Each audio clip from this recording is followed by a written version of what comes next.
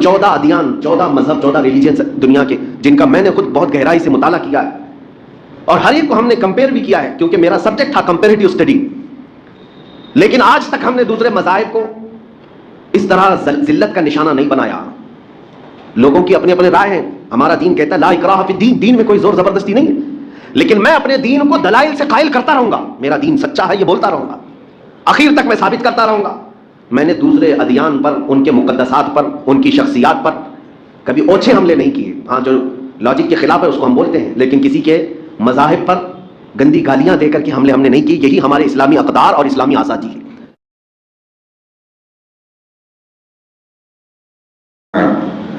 فأعوذ باللہ من الشیطان الرجیم، بسم اللہ الرحمن الرحیم.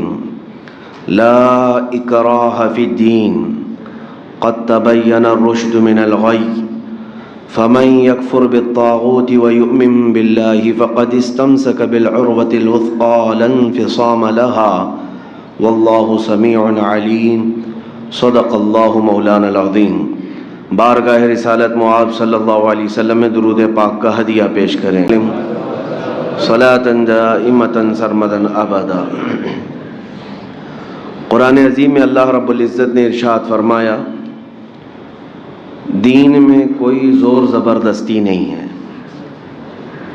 ہمارا دین کسی کے اوپر زبردستی نافذ نہیں کیا جاتا. اور اللہ تعالیٰ نے فرمایا تمہارے سامنے حق اور باطل واضح ہو چکا ہے. اللہ نے تمہیں عقل بھی عطا فرمائی، سمجھ بھی عطا کی ہے، اور خود بندہ اپنے رب کا انکار کر کے کفر کرے گا تو اس کا انجام خود دیکھے گا. مثال کے طور پر کسی کے سامنے پھول بھی رکھے گئے ہوں اور آگ بھی جلائی گئی ہو، اور یہاں پر آپ کو اکیلا چھوڑ دیا جائے تو آپ اپنی عقل کا استعمال کریں گے یا کسی کے انتظار میں کھڑے رہیں گے کہ کوئی مجھے روکے گا تو رکوں گا؟ آپ خود اپنی عقل کا استعمال کریں گے. آپ آگ کی طرف ہاتھ نہیں بڑھاتے، پھول کی طرف بڑھاتے ہیں. اتنی ہدایت اللہ نے سب کو عطا کی ہے، اتنی سمجھ اللہ نے سب کو دی ہے. اور اللہ رب العزت پر یقین رکھنا اور اس پر ایمان لانا، میں سمجھتا ہوں یہ ایسی چیزوں میں سے ہے کہ جب بندہ تھوڑا بھی غور و فکر کرے تو اپنے پیدا کرنے والے کا انکار کبھی نہیں کرے گا. اور اس کے باوجود اگر کوئی انکار کرتا ہے تو وہ کفر کرتا ہے، وہ اپنا انجام دیکھے گا. اس کے باوجود رب ذوالجلال نے قرآن میں ارشاد فرمایا دین میں کوئی زور زبردستی نہیں. یہاں سے میں ایک مسئلے کی طرف آپ کو لے جانا چاہتا ہوں. آج بلکہ پچھلے 100 سال سے پوری دنیا میں ایک پروپیگنڈا پھیلایا گیا آزادی نام سے، فریڈم. یہ آزادی کا مطلب کیا ہے؟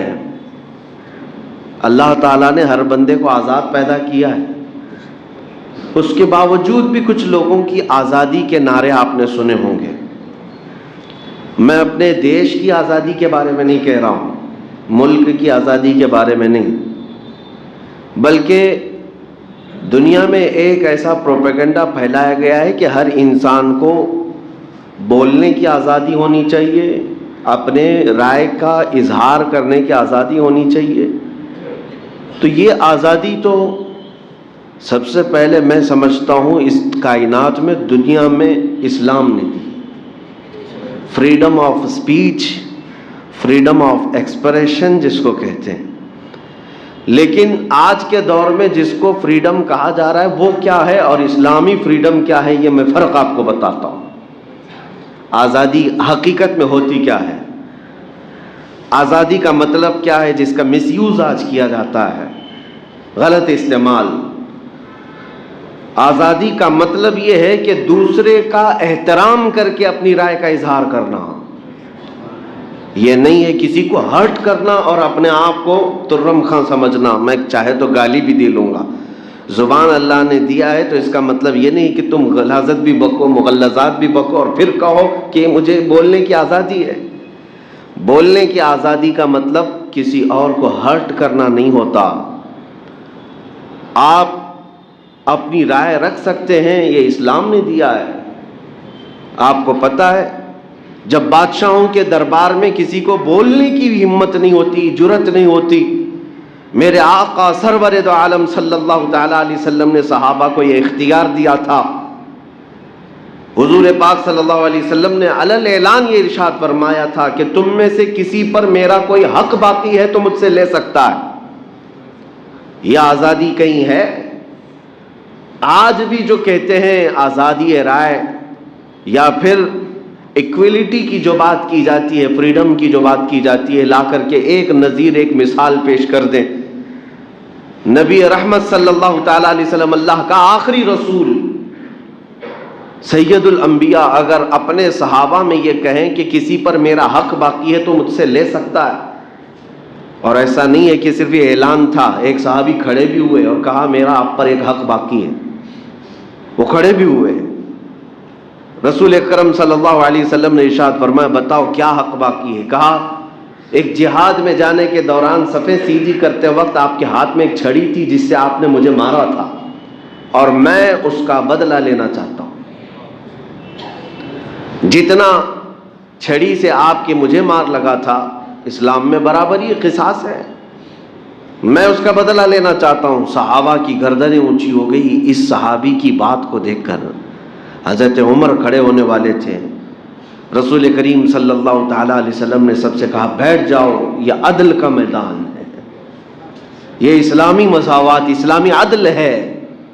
اس صحابی کو بلایا، آؤ تم مجھ سے بدلہ لے سکتے ہو۔ وہ صحابی جب آئے نبی پاک صلی اللہ علیہ وسلم کے پاس تو انہوں نے ایک اور اپنی خواہش کا اظہار کیا، کہا جس وقت آپ نے چھڑی مجھے ماری تھی میرا بدن کھلا تھا، جبہ میں نے نہیں پہنا تھا، پیٹھ میری ننگی تھی، میں چاہتا ہوں کہ یہ بدلہ لینے کے وقت آپ کی بھی پیٹھ پر سے جبہ ہٹ جائے، آپ کی پیٹھ پر بھی جو جبہ ہے، کپڑا ہے، اس کو ہٹا دیا جائے۔ نبی پاک صلی اللہ تعالی علیہ وسلم نے اپنا جبہ ہٹایا، اپنا جبہ کھول دیا۔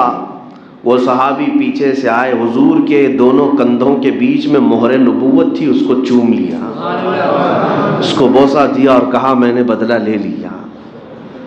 نبی پاک صلی اللہ علیہ وسلم کے دونوں کندھوں کے بیچ ایک مہر نبوت تھی جو اتنی زیادہ چمکدار تھی کہ سورج کی روشنی سے زیادہ اس میں اجالا ہوتا۔ یہ خاتم النبیین کی مہر تھی، حضور پاک صلی اللہ علیہ وسلم کی، اور وہ صحابی اس مہر نبوت کو دیکھنے کے لیے ہمیشہ بے چین رہتے۔ انہوں نے اس طریقے سے چومنے کا ایک بہانہ بنا لیا، لیکن میرے آقا صلی اللہ علیہ وسلم نے پوری دنیا کو یہ بتا دیا کہ اگر رعایا میں سے، صحابہ میں سے، شاگردوں میں سے بھی کوئی کھڑا ہو جائے، حق ہے آپ کے اوپر تو اپنے آپ کو پیش کر دینا، یہ اسلامی مساوات، یہ فریڈم ہے۔ آج مجھے بتائیں کوئی ایک میدان میں آ کر کے کہہ دے نیتا کہ قوم پر کسی پر میرا حق باقی ہے تو لے سکتے ہیں، شاید اس کے چھتڑے بھی باقی نہیں رہیں، قوم اتنا اس سے مقابلہ کر جائے۔ سارا تو کھا کر کے ہی بیٹھے ہوئے ہیں، ہر ایک کا تو حق دبا کر کے ہی بیٹھے، کہنے کی کسی کے اندر ہمت بھی نہیں ہوگی، جسارت بھی نہیں ہوگی۔ کوئی اونچی سیٹ پر بیٹھا ہوا آدمی سامنا بھی نہیں کرنے کو تیار ہے عوام کے سامنے۔ میرے عزیزوں، میں یہ باتیں اس لیے کہہ رہا ہوں کہ پہلے آپ کو تصور سمجھا دوں اسلام کا کانسیپٹ کیا ہے۔ جن ظالموں نے آزادی کا نعرہ دیتے ہوئے اسلام کو تانا دیا ہے کہ یہاں پر پابندیاں ہیں، یہاں پر چار دیواریاں کھڑی کی گئی ہیں، ہر ایک کو آزادی نہیں، وہ اپنے گریبان میں جھانک کر کے دیکھ لیں کہ کہاں آزادی اور کہاں نہیں۔ قیصر و کسریٰ کے دربار میں کسی کو سر اٹھانے کی ہمت نہیں ہوتی، سجدے کرائے جاتے تھے، سجدے کرائے جاتے تھے۔ بادشاہ کے آنے کے وقت سارے لوگ رکوع میں ہوتے، جبکہ میرے آقا صلی اللہ تعالی علیہ وسلم نے جھک کر سلام کرنے کو بھی منع فرمایا۔ کسی کے لیے جھک کر کے سلام کرنا بھی جائز نہیں، نبی پاک صلی اللہ تعالی علیہ وسلم نے اس کو سختی سے منع فرمایا۔ ہم اللہ کے بندے ہیں، جھکیں گے تو صرف اللہ کی بارگاہ میں، اور کوئی بندہ کسی بندے کو نہیں جھکائے گا اپنے لیے، کوئی بندہ، وہ بادشاہ وقت کیوں نہ ہو جائے، وقت کا بڑا عظیم تخت کا مالک کیوں نہ ہو جائے، لیکن وہ کسی اور بندے کو نہیں جھکائے گا۔ اگر وہ جھکاتا ہے تو پھر وقت کا وہ فرعون ہے، وقت کا فرعون ہے۔ آپ کو پتا ہے سیدنا عمر ابن خطاب رضی اللہ تعالیٰ عنہ، جن کے رعب کا عالم یہ تھا کہ دور بیٹھے ہوئے بادشاہوں کی فوج میں لرزہ طاری ہوتا آپ کے نام سے، عمر ابن خطاب رضی اللہ تعالیٰ عنہ۔ لیکن وہ عمر جب مسجد نبوی میں مدینہ طیبہ میں منبر پر کھڑے ہیں اور عین خطبے کے وقت ایک صحابی رسول حضرت سلمان فارسی کھڑے ہوتے ہیں اور سوال پوچھ بیٹھتے ہیں کہ امیر المومنین، یہ جو آپ نے جبہ پہنا، یہ جو کپڑے پہنے ہیں، کیا یہ وہی مال غنیمت کا نہیں ہے جو جنگ سے ملنے کے بعد سب میں تقسیم ہوا تھا؟ آپ نے کہا ہاں وہی کپڑا ہے، جیسے سب کو تقسیم ہوا ویسے میرے حصے میں بھی آیا۔ حضرت سلمان فارسی نے سوال کیا، سب کے حصے میں جو آیا کسی کا لمبا جبہ نہیں بن پایا، آپ کا کیسے بن گیا؟ سب کا کپڑا اتنا تو نہیں ملا کہ پورا جبہ بن جائے، آپ کا کیسے بن گیا؟ ہے کسی کو پوچھنے کی ہمت آج؟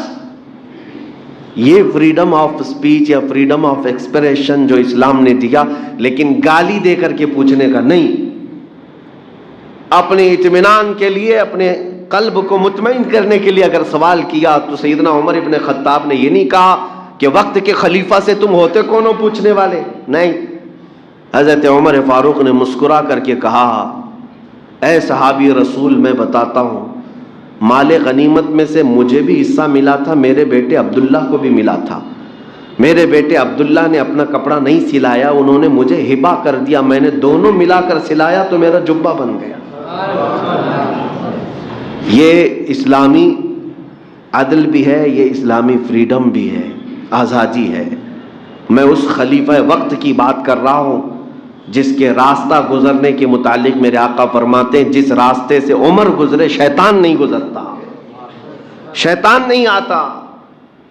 اس عمر ابن خطاب رضی اللہ تعالیٰ عنہ نے جب قوم کو یہ آزادی دے رکھی تھی کہ کوئی سوال کر سکتا ہے، تو تم کون سے فریڈم کی بات کر رہے ہو؟ اب میں آپ کو بتاتا ہوں آزادی، مغرب کی آزادی کیا ہے، ویسٹرن کنٹریز کی آزادی، یہ جس آزادی اور فریڈم کا نعرہ لگا رہے ہیں، یہ حقیقت میں کیا ہے؟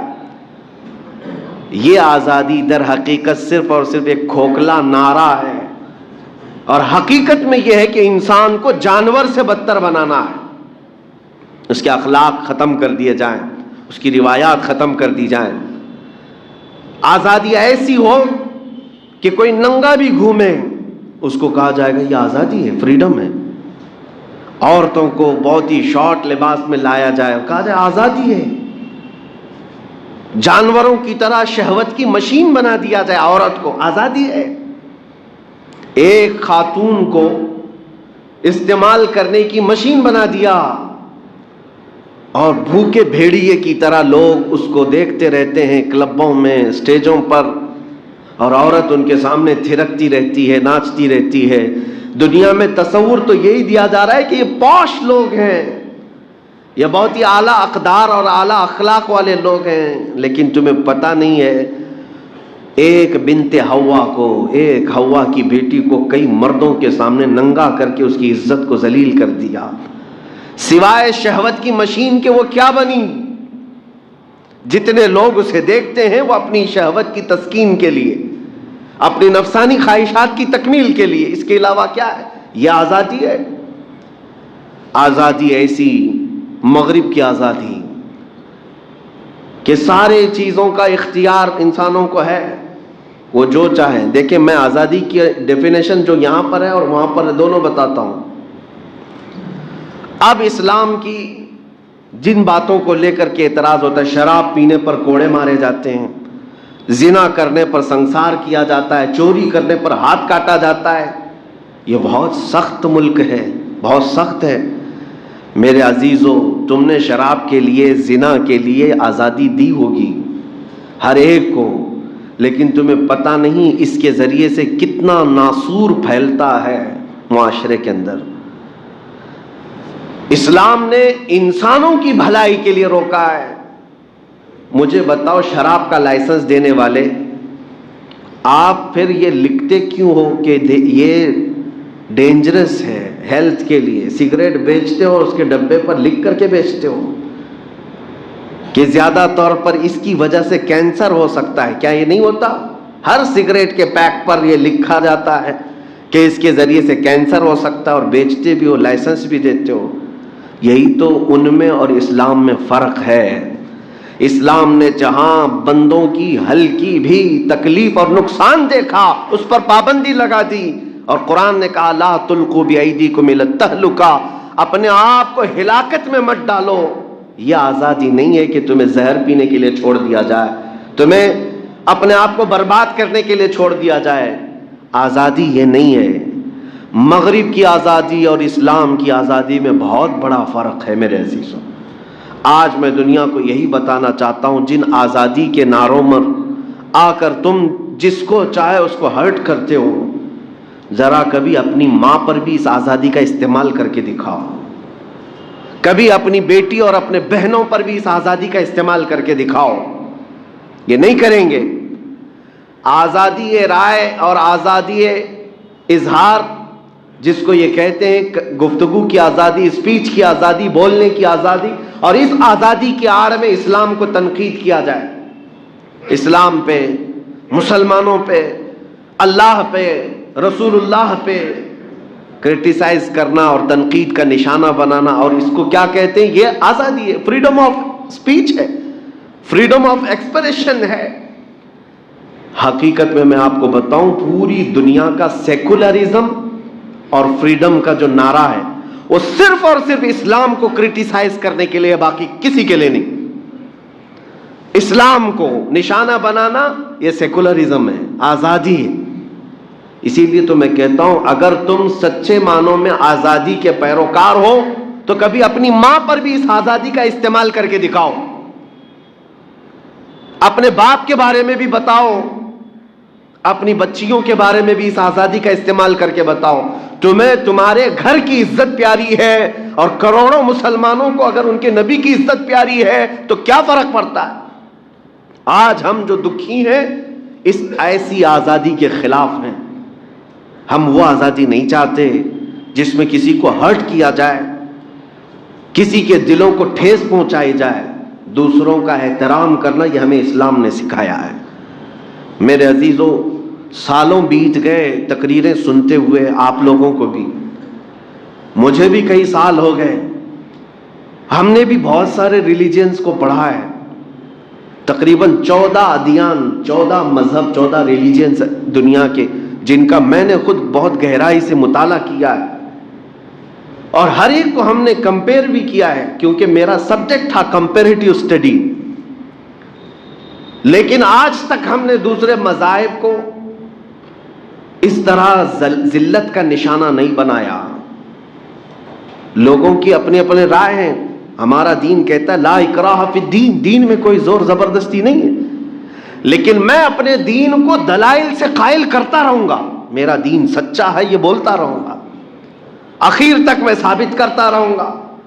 میں نے دوسرے ادیان پر، ان کے مقدسات پر، ان کی شخصیات پر کبھی اوچھے حملے نہیں کیے. ہاں جو لاجک کے خلاف ہے اس کو ہم بولتے ہیں، لیکن کسی کے مذاہب پر گندی گالیاں دے کر کے حملے ہم نے نہیں کی. یہی ہمارے اسلامی اقدار اور اسلامی آزادی ہے. اور آج ان ظالموں نے نبی رحمت صلی اللہ تعالی علیہ وسلم کو اور اہل بیت کو، اسلام کو اور قرآن کو روز بروز نشانہ بنانا شروع کیا. کس آڑ میں؟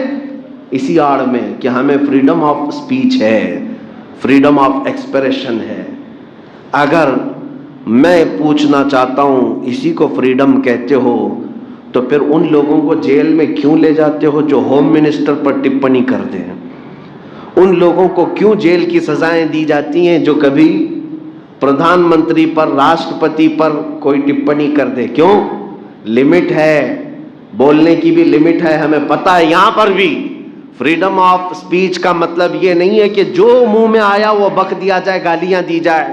ہم اپنے دیش کے بھی کسی بڑے کے لیے نہیں بول سکتے، یہ ہمارے ہاں قوانین ہے. لیکن یہ جو دوغلی پالیسی چل رہی ہے اس کے خلاف میں بولوں گا. آج پورے ہندوستان بھر میں اس آزادی کے نام پر ایک فتنہ ایسا زور و شور پھیلایا جا رہا ہے کہ ایک کے بعد دیگر میدان میں ان کو اتارا جائے گا اور نبی پاک صلی اللہ علیہ وسلم کی ذات کو نشانہ بنایا جائے گا۔ یہ ہمارے جذبات کو ٹھیس پہنچانا اور نوجوانوں کو بھڑکانا اور ان کو راستوں پر لا کر اتارنا، دنگے کرانا، فساد کرانا، یہ ساری پلاننگ ہو چکی ہے۔ اس سے قبل میں نے عرض کیا تھا جینوسائیڈ کرنے کی بھی پلاننگ، یعنی نسل کشی، نسل ہی ختم ہو جائے۔ آپ کو پتا ہوگا افریقہ کا ایک علاقہ ایسا ہے، ریڈیو روانڈا جس کو کہتے ہیں، ایک بہت بڑا مشہور فتنہ ہوا تھا۔ وہاں پر 2 قبیلے تھے اور دونوں قبیلوں میں ایک مائنورٹی اور ایک میجورٹی۔ جو میجورٹی میں تھے، اکثریت میں تھے، ان کے دلوں میں یہ اقلیت کی نفرت اتنی ڈال دی گئی تھی۔ کس کے ذریعے سے ڈالی گئی تھی؟ ایک ریڈیو چلتا تھا، اسی کو ریڈیو روانڈا کہا جا رہا ہے۔ ریڈیو میں روزانہ وہ جو مائنورٹی ہے ان کے خلاف بکواس بکواس بکواس اتنی کہ وہ جو میجورٹی کا طبقہ تھا وہ روز ریڈیو سن سن سن سن کر کے زہریلا بن گیا، اور جہاں یہ اقلیتی فرقے کو دیکھتے مارنے لگ جاتے تھے۔ ریڈیو کے ذریعے سے اس طرح نفرت پھیلائی گئی، اور اس ایک ملک میں 8 لاکھ مائنورٹیز کو مارا گیا تھا۔ 8 لاکھ لوگوں کی موت ہو گئی، ہتیا ہو گئی۔ کس کے ذریعے سے؟ یہی میجورٹی کے ذریعے سے۔ آپ چاہیں تو تحقیق کر لیں، انٹرنیٹ پر موجود ہیں یہ تمام اخبارات بھی۔ UN تک یہ بات گئی ہے، اور پھر یہ ثابت ہوا کہ اس میں سب سے بڑا ہاتھ اس ریڈیو کا تھا جس نے نفرت پھیلائی۔ میں سمجھتا ہوں آج کے اس دور میں اسی سازش کا نشانہ ہندوستان کو بھی بنایا جا رہا ہے۔ کثرت سے نفرت پھیلائی جائے مسلمانوں کے متعلق۔ یہاں مائنورٹی میں اور بھی لوگ ہیں، یہاں سکھ بھی ہیں، عیسائی بھی ہیں، یہ بھی مائنورٹی میں آتے ہیں، بودھ بھی ہیں، جین بھی ہیں، وہ بھی مائنورٹی میں ہیں۔ لیکن ان تمام مائنورٹیز کے اندر الپ سنکھیک جس کو کہتے ہیں، ان میں سب سے زیادہ مسلمانوں کے خلاف ایک زہر پھیلانا۔ اخبارات میں ان کے خلاف لکھو، ٹی وی ڈیبیٹس میں مکمل ان کے ہی مسائل کو چھیڑو، نیتاؤں کے ذریعے سے انہی کے بارے میں بولنے لگ جاؤ، اور ایک وقت ایسا بنا دیا جائے گا کہ عام نوجوان جو میجورٹی سے تعلق رکھتا ہے، اکثریتی فرقے سے، اس کا ذہن یہ بن جائے گا کہ ان لوگوں کو مارنا ثواب کا کام ہے، پنیہ کا کام ہے۔ یہ ساری سازشیں انہی اوقات میں جو دیکھنے میں آ رہی ہے، یہ آزادی کے نام پر چلنے والے فتنے ہیں۔ میں آپ کو ابھی سے آگاہ کرتا ہوں، ابھی سے میں آپ کو ان حالات کے لیے میں بتانا چاہتا ہوں، اور حکومت وقت سے بھی، کہ اپنے دیش کو اس طرح ٹوٹنے بکھرنے مت دو۔ بہتوں کا خون یہاں پر بہا ہے اس کی آزادی کے لیے، بہت ساری قربانیاں ہوئی ہیں۔ اس لہلہاتے ہوئے چمن کو اس قدر برباد نہ کرو کہ یہاں پر صرف اور صرف دھواں اٹھتا نظر آئے ہر جگہ، اور خون فساد ہونے لگ جائے۔ اسی لیے ہم مطالبہ کرتے ہیں، جو نبی پاک صلی اللہ علیہ وسلم کی شان میں بار بار گستاخیاں ہمارے ملک سے ہو رہی ہیں، یہ اس بات کی غمازی اور اشارہ کر رہی ہیں یہ باتیں کہ حکومت ان دنگائیوں اور ان ظالموں کی پشت پناہی کر رہی ہے، ان کی مدد کر رہی ہے۔ اگر سیریس ہوتی تو انہیں کب کے جیل میں اندر ڈال دیا جاتا، کھلے سانڈ کی طرح نہیں چھوڑا جاتا۔ بہرحال یہ تمام باتیں، یہ میرا میسج ہے آپ سب کو، میں یہ بتانا چاہوں گا، آزادی کا مطلب آپ کو بھی میں سمجھا دیتا ہوں۔ اس ملک میں آزاد ہو، بولنے کی آزادی ہے، تو اس کا مطلب یہ نہیں ہے کہ تمہیں ہاتھ دیا گیا ہے تو کچھ بھی توڑ ڈالو، تمہیں پیر دیا گیا ہے تو کسی کو بھی ٹھوکر مارو، اس کا نام آزادی نہیں ہے۔ تمہیں زبان دی گئی ہے تو ہر راستہ چلتے ہوئے آدمی کو گالی دے دو، یہ آزادی نہیں ہے۔ لمٹ ہے، ہر ایک کے حدود ہیں، کسی اور کو ہرٹ نہ کرنا، کسی اور کو تکلیف میں نہ ڈالنا، اور پھر تم آزادی سے رہو، تم پر کون سی پابندی ہے۔ بس حضور پاک صلی اللہ تعالی علیہ وسلم کے پاس ایک نصیحت ایسی آئی، حضور پاک نے ایک صحابی کو نصیحت میں کیا فرمایا، تو یہ سب کو جامع ہے، سب کو کامل ہے، اخلاق کسے کہتے ہیں؟ سب سے اچھے اخلاق نبی پاک صلی اللہ علیہ وسلم نے ایک جملے میں فرما دیا، ترک ما لا یعنیہ۔ نبی پاک صلی اللہ علیہ وسلم فرماتے ہیں ہر اس چیز کو چھوڑ دینا جو تمہاری شان کے لائق نہیں۔ اس میں سب آ گیا، جو تمہاری شان کے لائق نہیں ان تمام چیزوں کو چھوڑ دینا، یہی سب سے اعلیٰ اخلاق ہے۔ زنا کیا تمہارے لائق ہے؟ چوری تمہارے لائق ہے؟ کیا جھوٹ بولنا، فساد کرنا یہ تمہاری شان کو زیب دیتا ہے؟